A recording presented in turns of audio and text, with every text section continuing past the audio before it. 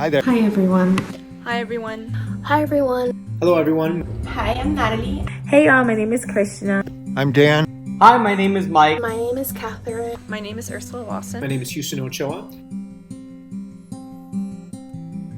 And I am affiliated with NAMI as a peer support group facilitator and also as a presenter of mental health in schools. I am a peer specialist. I work as a TIP life coach, and I'm also a NAMI volunteer. I'm a student at FIU, currently studying to get my degree in psychology. And I am a NAMI peer support group leader and also a fourth-year medical student.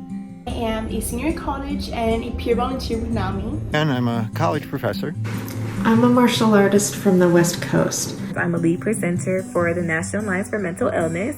I'm a rising senior at the University of Miami. I identify as somebody with mental health challenges. I identify with PTSD, depression, and attention deficit disorder. And I live with depression. I live with depression, anxiety, and ADD. I was diagnosed with bipolar disorder. I've been struggling with anxiety and depression. I've been dealing with different symptoms of depression and anxiety. I experienced severe depression, anxiety, and post-traumatic stress disorder. And I've been coping with depression to varying degrees for most of my adult life.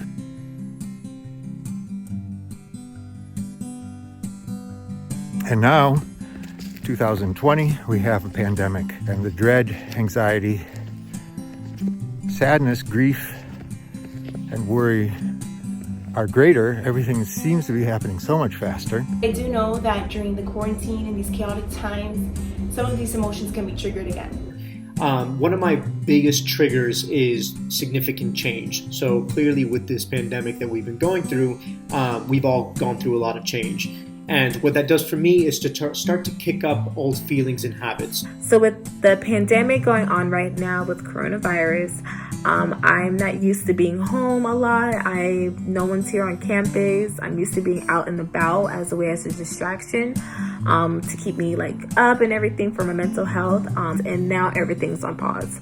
During this time of uncertainty where very little is known and no one knows what would happen next, it has become even harder for me to bring myself back to a place of stability and calm.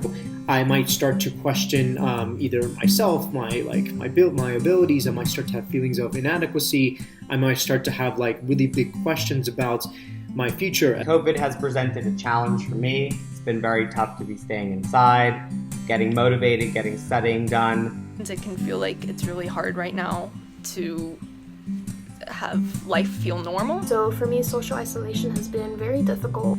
It's been really easy during this time to see everything that is going wrong. A lot of the negatives in the world, within myself, within the future, and it's really hard to stay positive when it feels like all you can see is the negative. At times I feel like I have a cloud over me, or I'm just stressing out about things that have yet to even happen.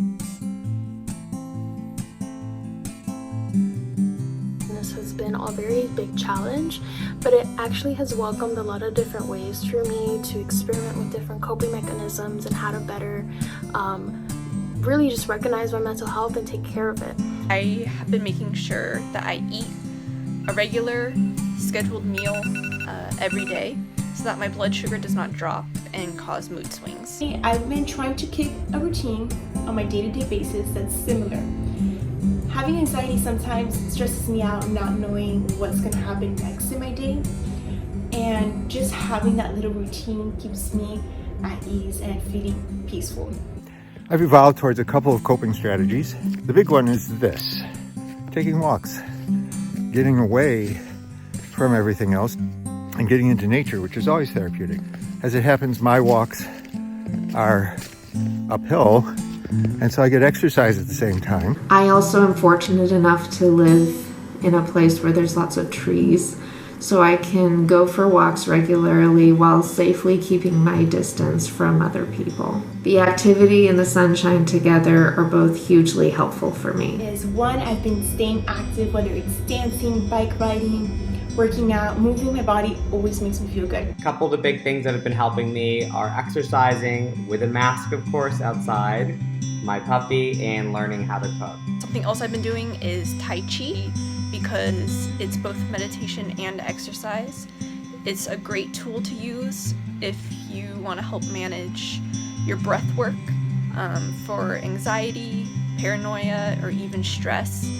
I played the flute when I was younger, and it's something that I've recently rediscovered. When I play, I'm forced to focus on what's in front of me, that being the music, and I'm also forced to control my breath. This allows me to focus all of my attention and all of my energy on what's in front of me. Trying to refocus myself in the moment, try to develop some mantras that are positive to be able to help me when I meditate.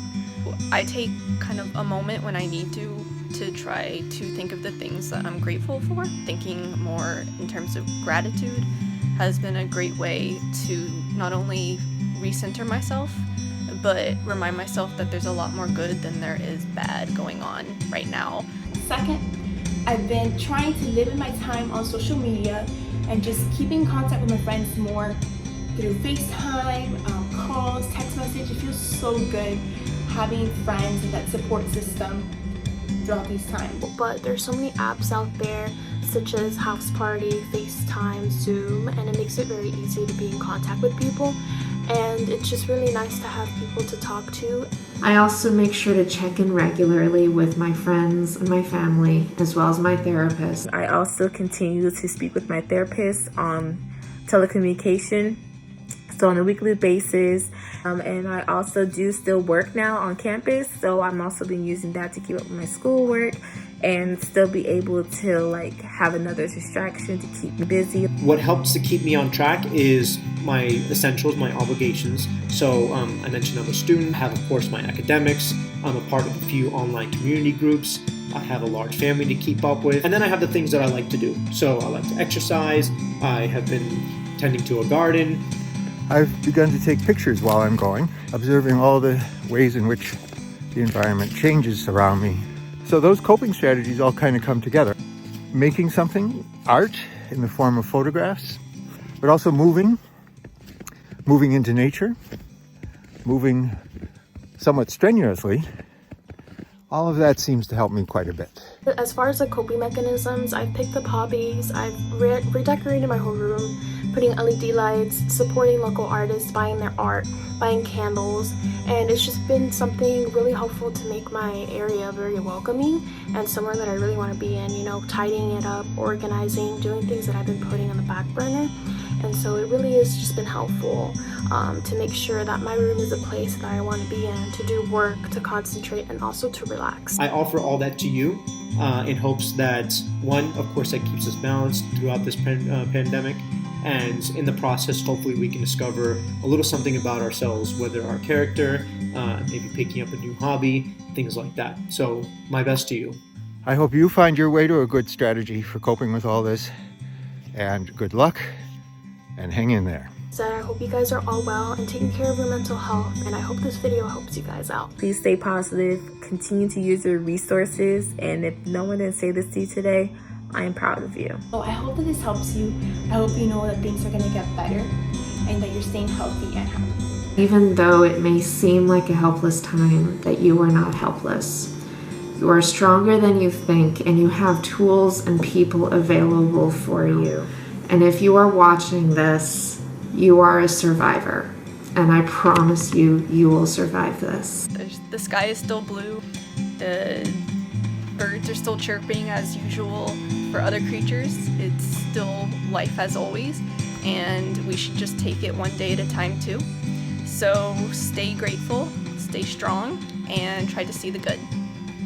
So I would recommend for anyone that's struggling with this, facing challenges of isolation, you're not alone. We're all here for you. Please tune into the peer support group. We're here to help.